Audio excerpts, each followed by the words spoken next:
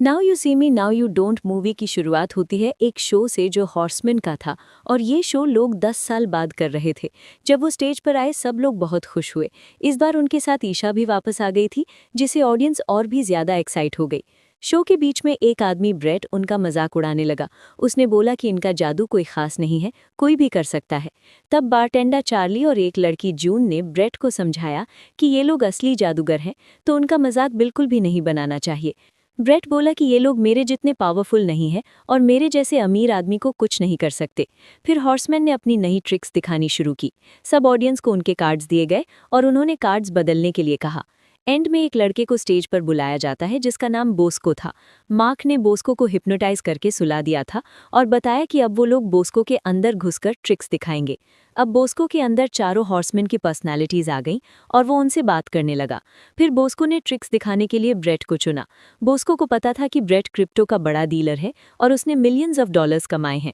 ये सब कुछ बोस्को को ब्रेट और उसके दोस्तों के फोन चुराकर पता चला था। ऑडियंस ये देखकर शॉक हो गई। बोस्को ने सब फोन्स ऑडियंस में फेंक दिए और हवा में उड़कर ब्रेट को डराया। तब चारों हॉर्समैन वापस आ गए और ब्रेट को नीचे गिरा दिया। फिर हॉर्समैन ने ऑडियंस से कहा कि अपने कार्ड्स के ऊपर पानी डालें।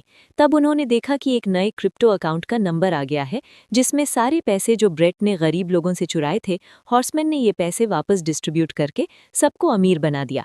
फिर वो चारों गायब हो गए। ब्रेट स्टेज पर आया और उसे पता चला कि ये असली हॉर्समैन वहां पर थे ही नहीं, बस उनका प्रोजेक्शन दिख रहा था। ये पूरा शो असली में जून, चार्ली और बोस्को ने किया था। ये लोग सीक्रेटली हॉर्समैन के नाम पर दी आई के लिए काम करते थे। फिर वो लोग अपने अड्डे पर आ गए। वहाँ चार्ली प्रोजेक्शन और इल्यूजन्स का एक्सपर्ट था, बोस्को एक्टिंग करने में एक्सपर्ट था और जून किसी भी ताले को ईजिली खोल सकती थी। जब चार्ली प्रोजेक्शन बंद कर रहा था तब असली डैन सामने आ गया। तीनों शॉक हो गए। उन्होंने बताया कि वो डैन और हॉर्समैन के बड़े फैंस हैं और अब भी कंफ्यूज थे कि पुलिस उन्हें पकड़ नहीं पाई, लेकिन डैन ने उन्हें ढूंढ लिया। डैन ने कहा कि वो काफ़ी टाइम से उन पर नज़र रख रहा था और उनके काम से काफ़ी इम्प्रेस है। वो वहाँ रैंडमली नहीं आया, वो तीनों के बारे में सब जानता था। तीनों अनाथ थे और एक रात न्यूयॉर्क में मिले थे। फिर उन्होंने डिसाइड किया कि अमीर लोगों को लूट कर गरीबों को इंसाफ देंगे, इसलिए उनका ग्रुप बना और अब वो हॉर्समैन की आइडेंटिटी यूज़ करके काम कर रहे थे। डैन उनके काम से काफ़ी इम्प्रेस हुआ। चार्ली खुश था क्योंकि वही बैकग्राउंड में सब चीज़ें डिज़ाइन करता था। डैन बोलता है कि असल में उसने तुम्हें खुद नहीं ढूंढा, उसे दी आई से एक कार्ड मिला था जिसमें तुम्हारी लोकेशन लिखी थी और तुम्हें चोरी के लिए सिलेक्ट किया गया था। कार्ड में पूरी चोरी की जानकारी भी थी।